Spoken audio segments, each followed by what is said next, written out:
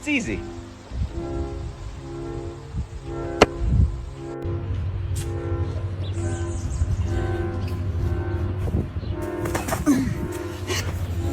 Thank you guys.